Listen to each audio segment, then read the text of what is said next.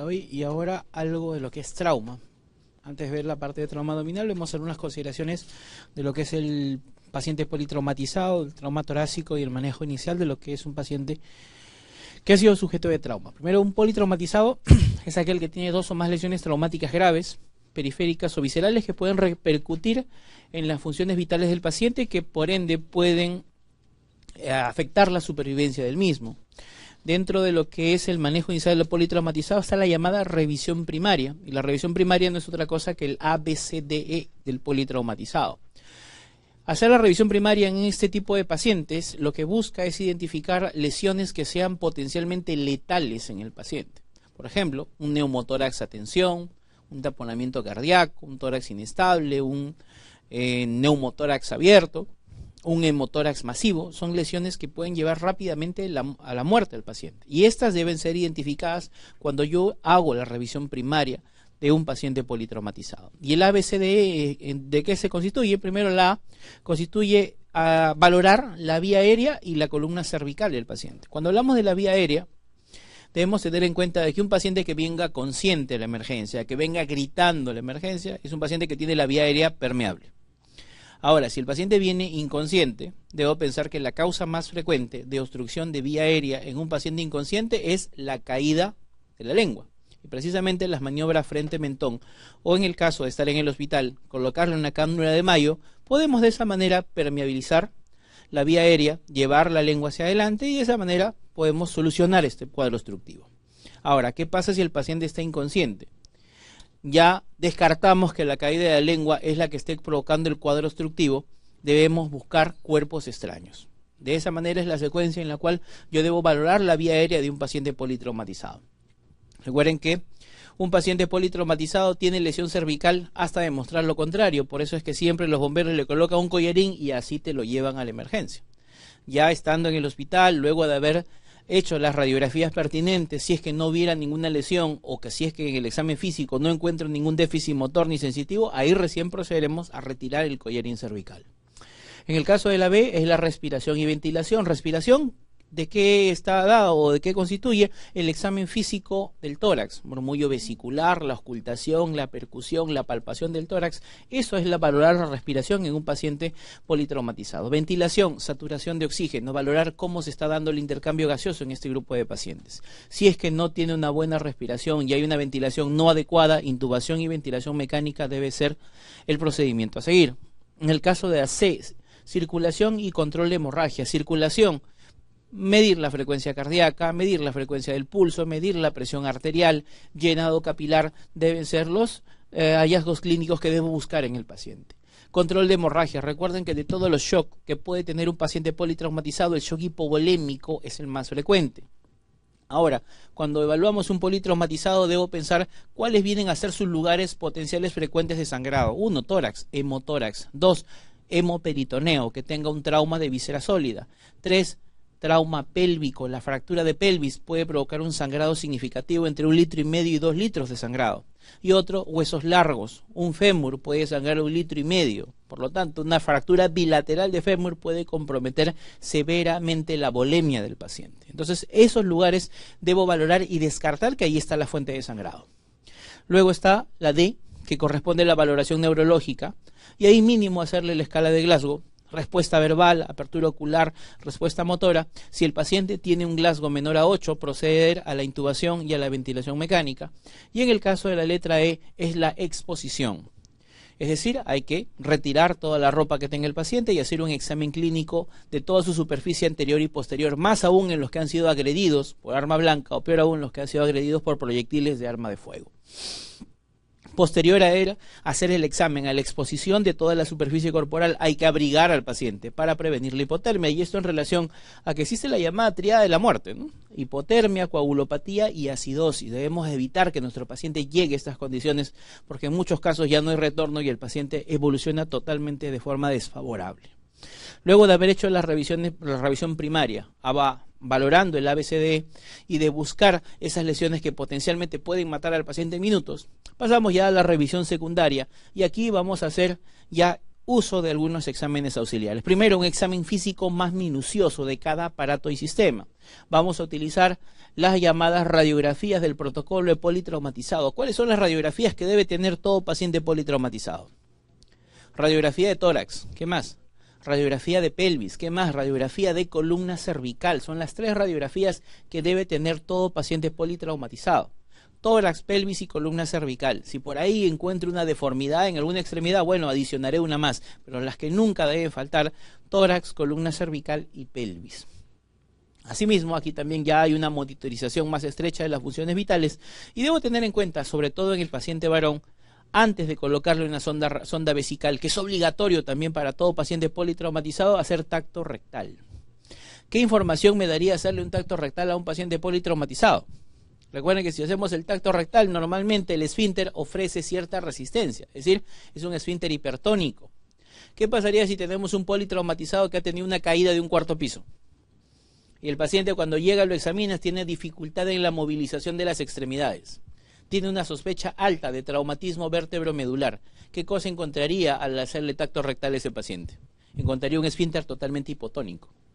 Ahora, ¿qué pasa si el paciente ha tenido un trauma abdominal cerrado? Le hago el tacto rectal, saco el dedo, sangre roja viva.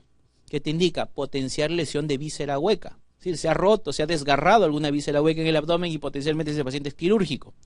¿Qué más? Si hacemos el tacto rectal en un paciente, sobre todo en el varón, inmediatamente ingreso el dedo en el recto, ¿qué debo encontrar adelante? La próstata. Pero ¿qué pasa si hacen el tacto rectal? Busca la próstata y la próstata no está. Meten un poquito más el dedo y la próstata está más elevada y está péndula o está flotante. ¿Qué te indica eso? Ruptura de uretra. Si hay próstata, péndula o flotante, eso corresponde a una ruptura de uretra. Y ahí está contraindicado colocarle sonda Foley. Si tengo una alta sospecha de que un paciente tiene ruptura de uretra, ¿cómo lo confirmo? Lo confirmo mediante una uretrografía retrógrada. Es decir, por el meato urinario le van a colocar contraste. Si la uretra está indemne, el contraste debe llegar a la vejiga. Pero si la uretra está rota, simplemente el contraste se va a ir por otro sitio y nunca va a llegar a la vejiga. Si mi paciente tiene ruptura de uretra, talla vesical va a ser el procedimiento para poder acceder a su vía urinaria. Posterior a ello, ya cuando tengamos mayor información con familiares o gente que ha estado en el lugar del accidente, tendremos más información del paciente, de enfermedades de fondo, fármacos que haya utilizado u otra información adicional que necesitemos.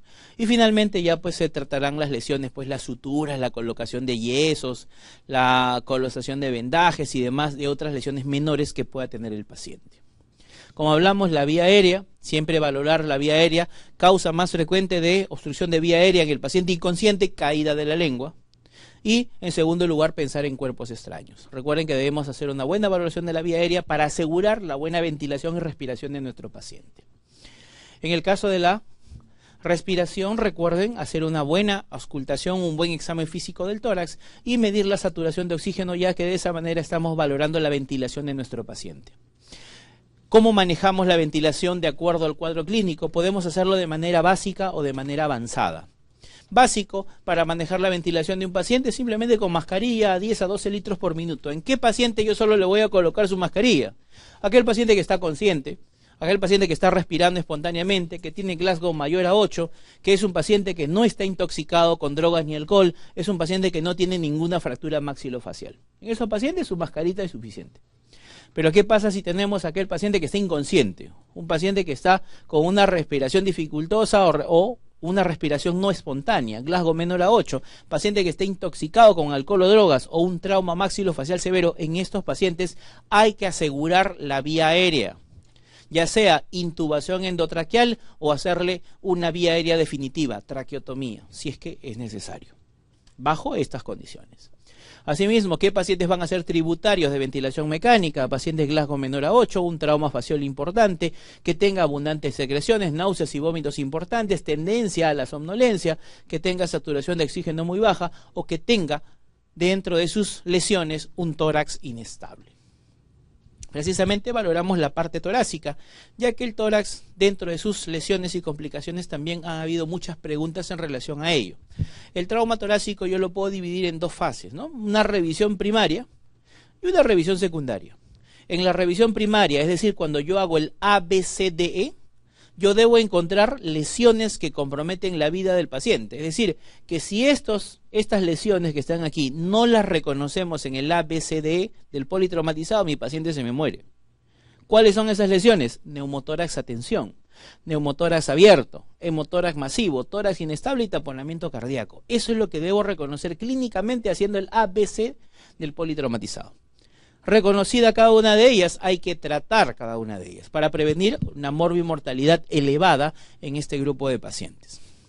Luego viene la revisión secundaria, en la cual vamos a encontrar lesiones que son denominadas lesiones potencialmente mortales. Es decir, el paciente tiene una lesión establecida que, si bien no llevará a la muerte en el mismo momento, en minutos, en horas posteriores al trauma, si es que la dejamos evolucionar, estas podrían provocar complicaciones y provocar mortalidad o complicaciones posteriores días o semanas después de haber ocurrido el trauma.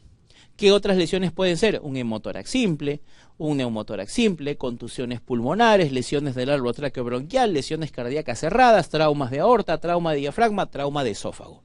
Son lesiones significativas de cada aparato o sistema dentro del tórax, pero que si bien no lo matan al paciente en minutos, pero lo pueden hacer días después.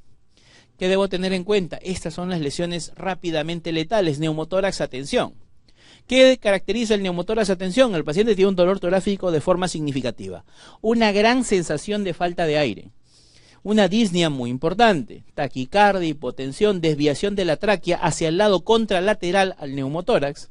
Cuando hacemos el examen físico del hemitórax comprometido, ausencia del murmullo vesicular, una distensión y elevación del hemitórax comprometido sin movimientos y una distensión significativa de las venas del cuello, es decir, una ingurgitación yugular. Recuerden que esto progresivamente va empeorando cada minuto, por lo cual, paciente que diagnosticamos neumotórax a tensión, debemos tratarlo rápida y precozmente. ¿Cómo se va a hacer esto? Tratamiento, manejo inicial de un neumotórax a tensión, descompresión con aguja. ¿Qué quiere decir? En el hemitórax comprometido se identifica el segundo espacio intercostal con la línea medio clavicular y ahí se inserta un catéter. Y a través de este catéter vamos a poder evacuar el aire del hemitórax comprometido. Con esto, ¿qué estamos haciendo? Estamos convirtiendo un neumotórax a tensión en un neumotórax simple. Es decir, estamos reduciendo la presión nada más dentro del tórax. ¿Con esto estamos curando y solucionando todo el problema del paciente? No, con esto estamos ganando minutos para poder colocarle el manejo definitivo. ¿Cuál es el manejo definitivo de un neumotórax?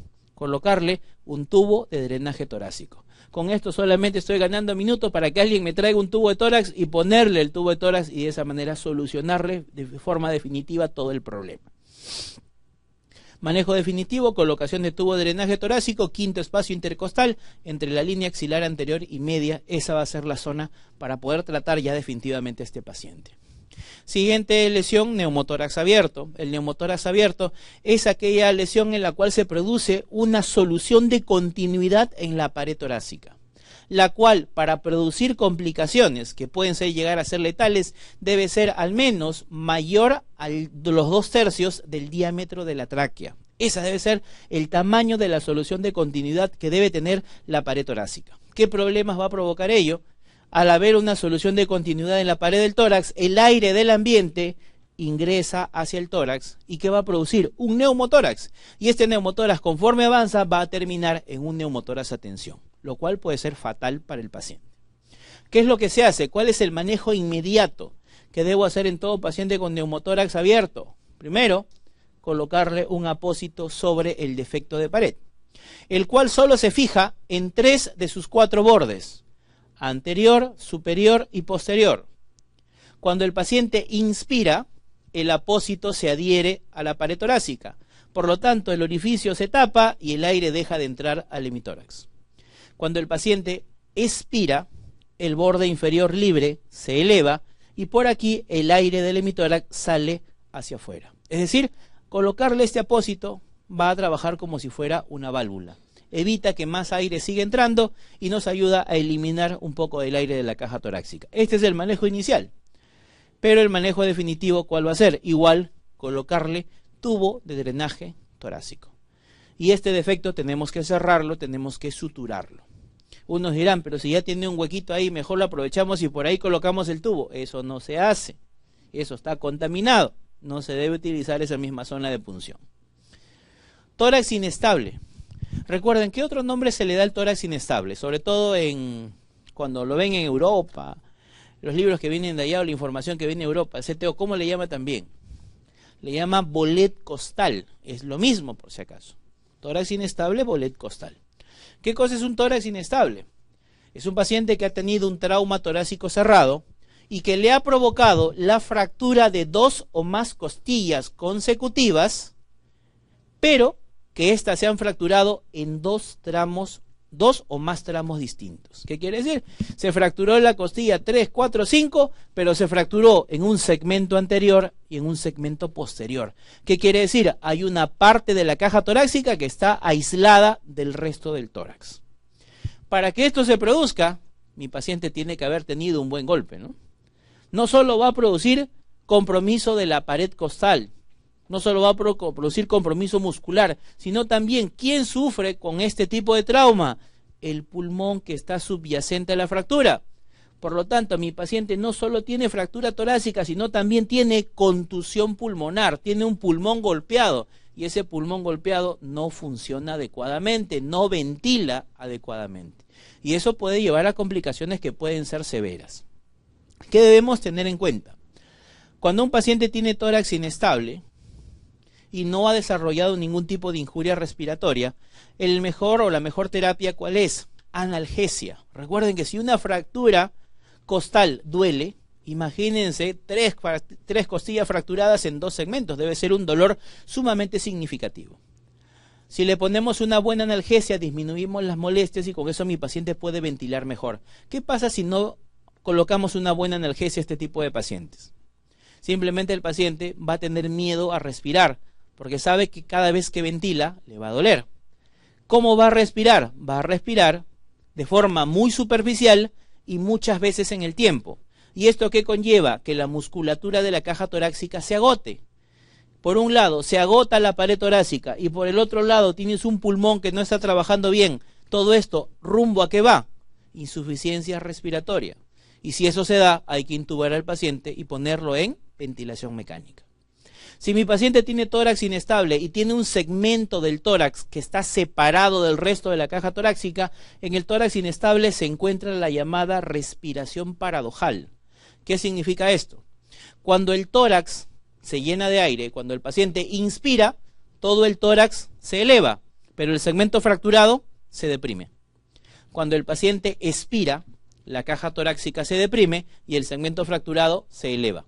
Eso se llama respiración paradojal y eso es característico de los pacientes que tienen tórax inestable o bolet costal. Dice, paciente politraumatizado acude a emergencia por diagnóstico de fracturas múltiples. Después de 4 días de hospitalización, presenta diestrés respiratorio severo y se hace el diagnóstico de contusión pulmonar. Dice, varias fracturas múltiples. ¿Esto podría ser o no un tórax inestable? ¿Y el tórax inestable se asocia en la mayoría de los casos con un pulmón golpeado con contusión pulmonar? Sí. ¿Y esto qué puede llevar? A una insuficiencia respiratoria muy significativa en el paciente. Dice, ¿cuál es el tratamiento que debo hacer en este paciente? 1. Debo hacer una punción torácica. La punción torácica, hacer una toracocentesis, lo haría pues si mi paciente tiene un derrame pleural, ¿no? Dice, haría una toracotomía de emergencia. Pero la toracotomía de emergencia, ¿para qué la haría? La haría pues si hay un vaso roto importante que esté lesionado dentro del tórax, si hay un hemotórax masivo, pero la toracotomía de urgencia en un tórax inestable no tiene mayor importancia. Fijación de las fracturas costales. Esto lo haría siempre y cuando mi paciente no esté con diestrés respiratorio. Dice, hago un manejo del dolor con bloqueo intercostal. De igual forma, este manejo del dolor con bloqueo intercostal lo haría si mi paciente está sin problema respiratorio. Pero si acá hay un problema respiratorio severo, un pulmón que no trabaja, por más analgésico, por más bloqueo que yo le haga a mi paciente, por más que le fije la fractura de las costillas, lo que más se compromete es la parte respiratoria y este paciente debe ser rápidamente intubado, pasado a ventilación mecánica y manejado en cuidados intensivos. Hemotórax masivo. Hemotórax, ¿qué significa? Sangre en la cavidad pleural. Para que haya sangre en la cavidad pleural, esta sangre debe venir o de la pared torácica o del pulmón, ya sea del parénquima pulmonar o de algún vaso lesionado. Ahora, el término dice arriba, hemotórax masivo. ¿Qué significa hemotórax masivo? Vamos a ver la definición ahorita. ¿Cuál es el tratamiento de elección que debe recibir todo paciente con hemo o neumotórax? ¿Qué le debo hacer a todo paciente que tiene hemo o neumotórax? Colocarle tubo de drenaje torácico. Todo paciente que tenga hemotórax, tubo. Todo paciente que tenga neumotórax, tubo de drenaje torácico. Entonces, yo tengo a mi paciente que tiene hemotórax. Digo, vamos a colocarle tubo. Le ponemos el tubo de tórax. A la inserción del tubo, 1500 de drenaje de golpe. Solo la inserción del tubo. Esto significa hemotórax masivo. Para que un paciente tenga esta magnitud de sangrado a la inserción del tubo, significa que algo importante está roto. Una arteria pulmonar, una vena pulmonar. Y recuerden que si eso está roto, eso no se cicatriza solo. Por lo tanto, paciente que tenga de diagnóstico hemotórax masivo, ¿cuál es el tratamiento de elección? Toracotomía. Hay que llevarlo a sala, identificar el vaso lesionado y repararlo. ¿Cuándo lo hacemos? Cuando tenemos diagnóstico de hemotórax masivo. ¿Cuándo tengo un hemotórax masivo? Cuando le coloco el tubo y tengo 1500 de golpe a la inserción. Pero ¿qué pasa si mi paciente tiene hemotórax? Le pongo su tubo de drenaje torácico y me sale 700. ¿Es hemotórax masivo o no es hemotórax masivo? No lo es. Pero ¿qué es lo que voy a hacer a partir de ese momento? Voy a marcar el frasco, voy a rotular el frasco, voy a poner las horas a la cual he hecho el procedimiento y voy a hacer un control a partir de ese momento. Voy a regresar cada hora y voy a medir cuánto está drenando por hora mi tubo de drenaje torácico. Porque si ese tubo de drenaje drena más de 200 por hora en 3 horas seguidas, eso también se llama hemotórax masivo. Todo hemotórax masivo, finalmente, ¿dónde termina manejándose o tratándose? Sala de operaciones, toracotomía de emergencia. Es decir, hay dos formas de diagnosticar el hemotórax masivo, ya sea en la inserción inicial o en el control posterior en las siguientes horas. Dice, paciente llega a emergencia con dificultad respiratoria. Se encuentra una herida por arma blanca a nivel subescapular izquierdo. Se diagnostica hemoneumotórax, producto del trauma. ¿Cuál es el procedimiento más indicado? Dice, lo miramos al paciente, le ponemos un poquito de oxígeno. ¿Será suficiente? ¿Será suficiente para tratar un tórax que está lleno de sangre y que también tiene aire en su interior? No. Dice, habrá que hacer toracotomía abierta, lo vamos a resolver todo en sala de operaciones. Muy agresivo, ¿no? Solamente haríamos toracotomía si estamos ante un hemotórax masivo. Y acá no nos dicen nada de volúmenes, no nos describen hemotórax masivo. Luego dice toracocentesis evacuatoria. Es decir, agarramos un catéter y pulsamos despacito un catéter delgado a nivel de las bases del hemitórax comprometido. ¿Será suficiente para poder sacar los coágulos que ya se deben haber formado? Obviamente que no. Luego dice, haremos laparoscopía, o sea, haremos videoendoscopía, toracoscopía para valorar la cavidad torácica. Recuerden que si mi paciente ha tenido una lesión y tiene hemoneumotórax, probablemente no esté adecuadamente estable hemodinámicamente. Hacer procedimientos videoendoscópicos se deben hacer siempre con el paciente hemodinámicamente estable. ¿Qué es lo que debo hacer? Toracotomía mínima con drenaje cerrado. Acá hay un horror. No es toracocentesis evacuatoria, es toracotomía mínima con drenaje cerrado. Esto traducido al castellano, ¿qué significa? Colocación de tubo de drenaje torácico, por si acaso. Todo hemo, todo neumo, colocación de tubo de drenaje torácico. Con eso resolvemos hemotórax y neumotórax. ¿Qué pasa si yo tengo un paciente con hemotórax que si bien no lo descompense hemodinámicamente y no le pongo tubo? ¿Qué pasa si no le dreno un hemotórax a un paciente? Lo dejo con su sangrecita ahí en el hemitórax derecho e izquierdo. ¿Qué pasa? La sangre se coagula. Y al coagularle, por más que la punces, por más que le quieras colocar tubos de varios días después, no va a salir. Y recuerden que como por acá dijeron, si los coágulos están retenidos, los coágulos se infectan. Cuando los coágulos se infectan dentro del tórax, ¿eso cómo se llama? Se llama empiema. Si mi paciente desarrolla empiema, el tratamiento de elección, toracotomía.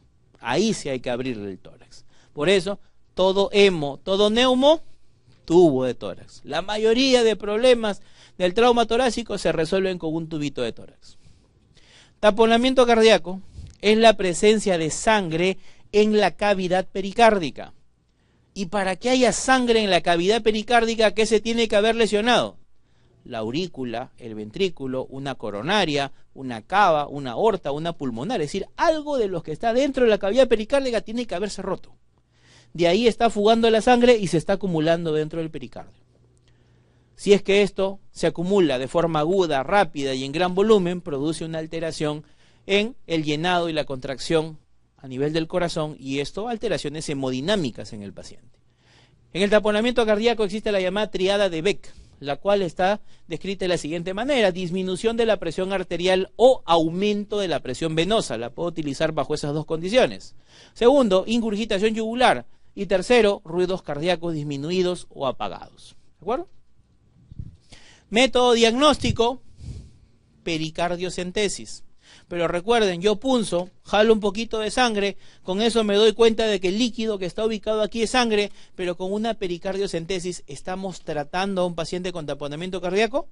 No, porque recuerden, si está perforada la aurícula, se va a seguir llenando, se va a seguir sangrando, va a seguir habiendo más sangre en pericardio. Finalmente, el taponamiento cardíaco de causa traumática, ¿quién lo va a resolver? El cirujano de tórax. Hay que llevar a hacer toracotomía a este paciente. Hay que abrir el tórax, abrir el pericardio, identificar el orificio en aurículo y ventrículo y suturarlo, ¿no? Si no, no se resuelve y no para el sangrado. Pregunta: ¿qué problemas del trauma torácico tienen ingurgitación yugular? Acá hay uno: taponamiento cardíaco. ¿Qué otro trauma torácico también tiene ingurgitación yugular? Neumotórax a tensión. ¿Cómo podría diferenciar yo una ingurgitación yugular por neumotórax a tensión que una ingurgitación yugular por taponamiento cardíaco? ¿Cuál sería el punto crítico para diferenciar uno de otro? Examen físico pulmonar o respiratorio. Si yo le hago el examen físico a un paciente con neumotórax a tensión, ¿cómo está el murmullo vesicular en el hemitórax comprometido? Ausente, abolido ausente. Hago la percusión, hipersonoridad por la cantidad de aire que hay ahí. En cambio, en un paciente que tiene ingurgitación yugular por taponamiento cardíaco, ¿cómo está el examen físico pulmonar? Normal, murmullo vesicular normal, percusión normal, palpación, todo normal.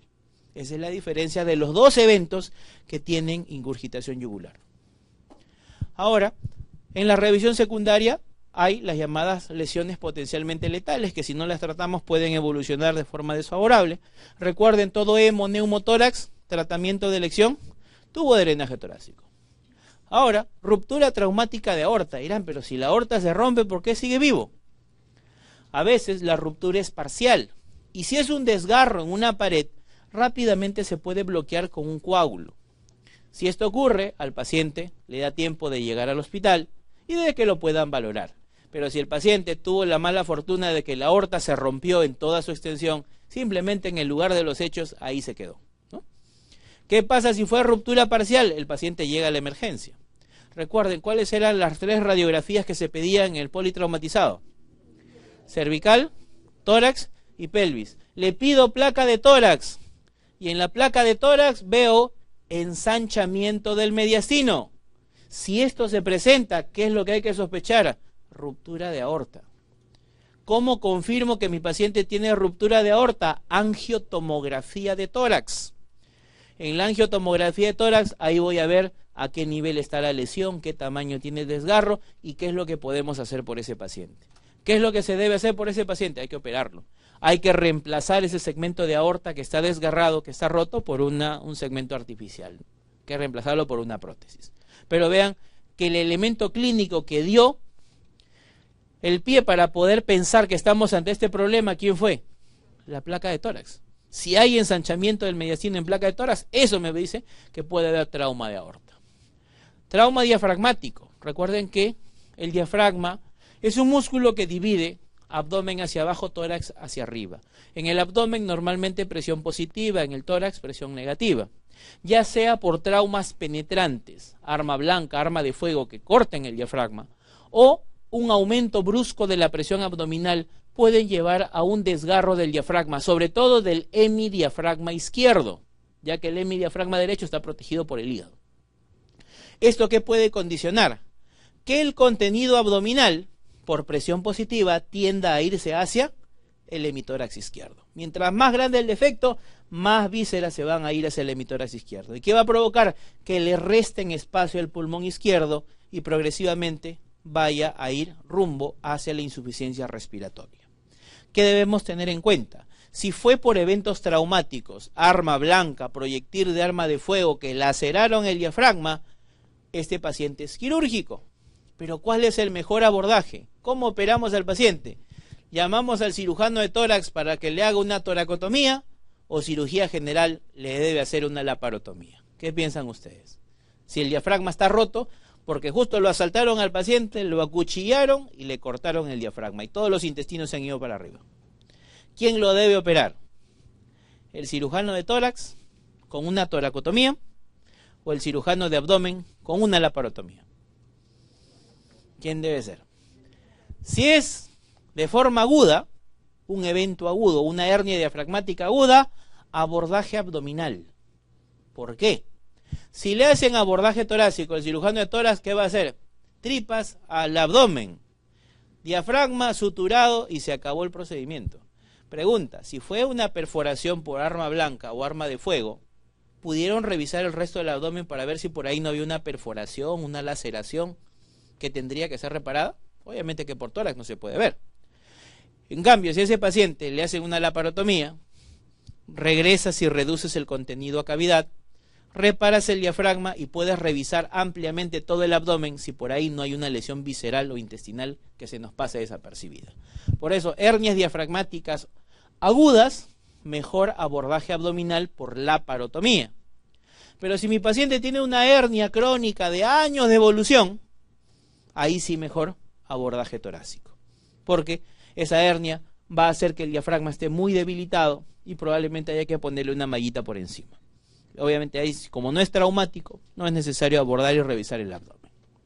Dice, ingresa a emergencia una mujer por sufrir herida punzopenetrante a nivel del sexto espacio intercostal izquierdo, con la línea medio clavicular. Presenta disnea severa, cianosis, ingurgitación yugular y ruidos hidroaéreos en el hemitórax izquierdo. Primero, clínica de insuficiencia respiratoria, y en vez de auscultar murmullo vesicular, crepitantes, roncantes, sibilantes, escuchas ruidos hidroaéreos. ¿Qué tendrían que hacer los ruidos hidroaéreos en el tórax? Más aún, si ha habido antecedente de trauma, pensar que el diafragma está roto y los elementos abdominales han pasado hacia el tórax. En este caso, ¿cuál es el diagnóstico más probable? Dice que esté perforado, pero si está perforado el pulmón, habría neumotórax o hemotórax. Trauma con contusión. Si fuera trauma con contusión, sería pues un tórax inestable más contusión pulmonar, y eso no tiene nada que ver con ruidos hidroaéreos. Sería hemotórax. Si fuera hemotórax, ¿qué cosa encontraríamos con respecto al murmullo vesicular? Abolido en la parte distal. ¿Cómo estaría la percusión? Matidez encontraríamos ahí. No encontraríamos ruidos hidroaéreos. Hemotórax mixto, ¿eso qué cosa es? Eso no existe. O es hemotórax simple o es hemotórax masivo, así de simple. ¿Qué es lo que tiene? Lesión diafragmática. Recordemos que la circulación, el control de hemorragia visto en la C, siempre debemos valorar frecuencia cardíaca, frecuencia del pulso, presión arterial, llenado capilar. Y recuerden también que todo paciente politraumatizado en la fase C de la evaluación del politraumatizado hay que ponerle 2 vías periféricas, una en cada brazo, calibre grueso, y por ahí comenzar a pasar solución fisiológica o lactato de Ringer. Recuerden que dentro de la C de la valoración de la circulación está también la valoración del estado de shock que pueda tener el paciente. Y esto va en función al tipo de sangrado o a la magnitud del sangrado que tenga el paciente. Y acá hay que tener en cuenta ciertas características: la cantidad de volumen de pérdida, frecuencia cardíaca, presión arterial, la diuresis, el estado de conciencia y con qué vamos a resucitar o vamos a reanimar a este grupo de pacientes. La valoración neurológica también es importante. Dentro de ellos, ver el nivel de conciencia, lo valoramos con la escala de Glasgow. Ver la reacción pupilar, esto lo hacemos con la linterna, ver cómo está isocórico, anisocórico, las pupilas. y ver si hay algún signo de focalización, déficit motores o sensitivos posterior al trauma.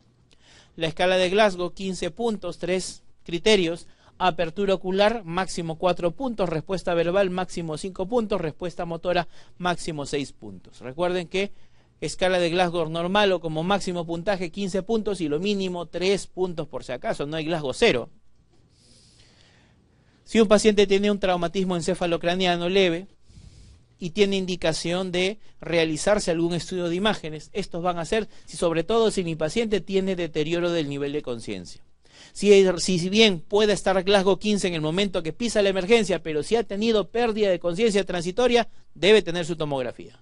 Si tiene amnesia postraumática, tomografía. Si hay déficit focal o motor o sensitivo, tomografía. Si hay fractura, también tomografía. Si fue un traumatismo penetrante, de igual forma. Y si el paciente posterior al trauma tiene una cefalea moderada intensa, de igual forma, tiene que tener su tomografía para poder valorar lesiones intracraneales. En el caso de los traumatismos encefalocranianos leves, son aquellos que tienen Glasgow entre 13 y 15 puntos.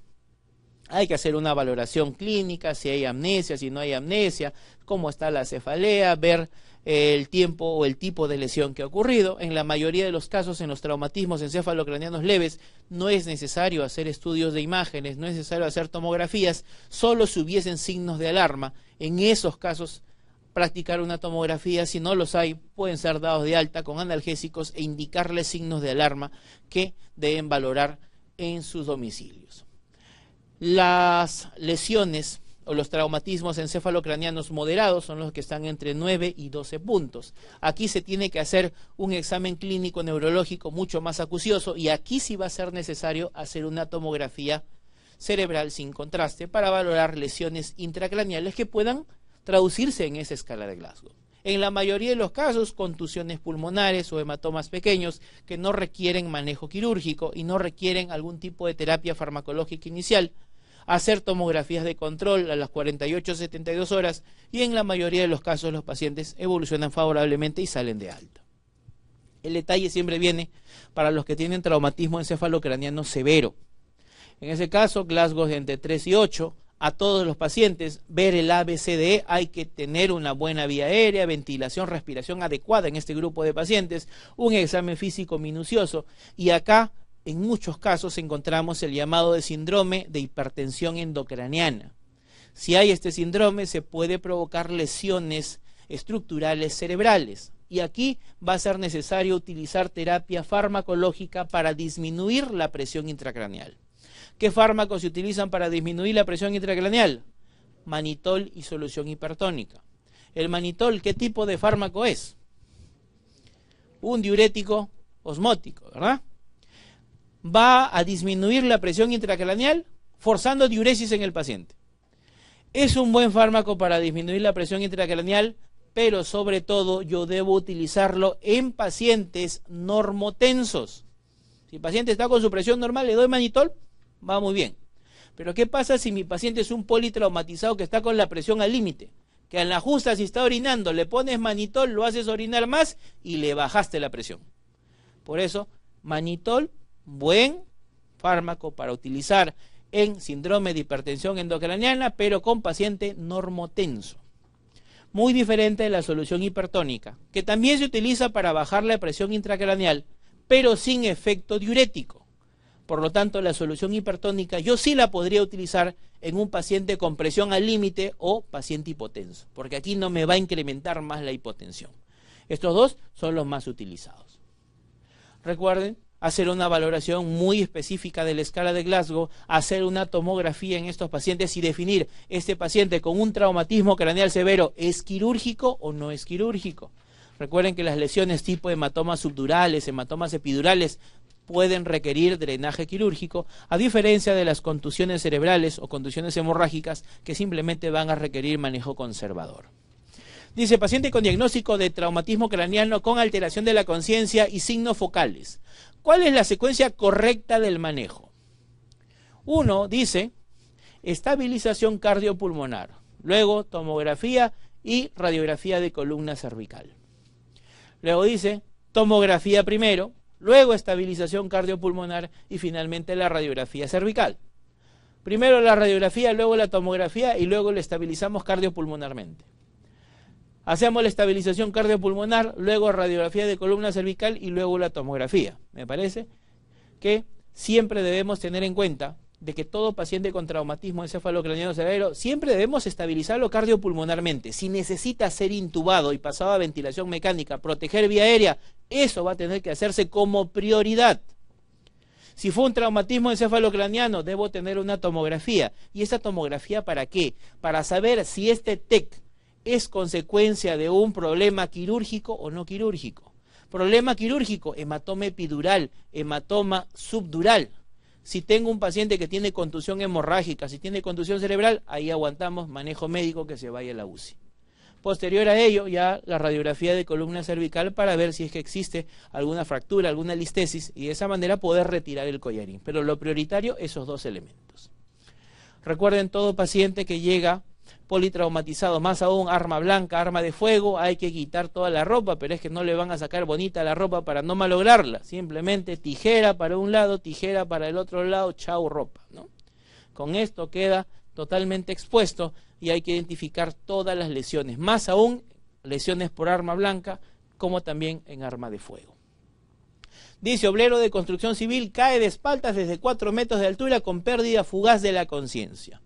Glasgow 15, paraplegia y disparesia braquial a predominio distal. ¿Cuál es la primera medida de emergencia a tomar en este paciente?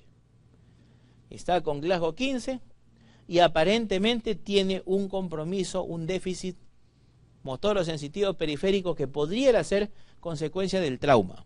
Y aquí dice, ¿qué es lo inmediato que debo hacerlo? La primera medida que debo tomar en el paciente que apenas lo encontré después de la caída. Debo, primero, collarín cervical. Hay que proteger la columna cervical. Después de eso ya le sacarán la radiografía, le sacarán la tomografía, identificar cuál fue la lesión específica y de esa manera ver qué hacemos por él. Paciente politraumatizado por accidente motociclístico. Responde apenas a estímulos dolorosos. Presenta contusiones en el tórax y el abdomen. Al examen, presión 70-50, frecuencia respiratoria en 30, frecuencia cardíaca 128, Glasgow 5. ¿Cuál es la conducta inmediata? ¿Qué dicen? Recuerden, A, B, C, D, E. La A es vía aérea. Y si mi paciente tiene Glasgow menos a 8, ¿qué es lo que debo hacer? Intubación endotraqueal, proteger vía aérea. Ya después de eso le pondrán hidratación, manitol, corticoides, etc. Varón de 18 años sufre caída del tercer piso traído por bomberos. Glasgow en 7, presión 110-60, frecuencia cardíaca 48, pupilas anisocóricas, y nos dicen cuál es el tratamiento inicial adecuado. ¿Qué es lo que debo hacer por el paciente? A ver, ¿qué me dice?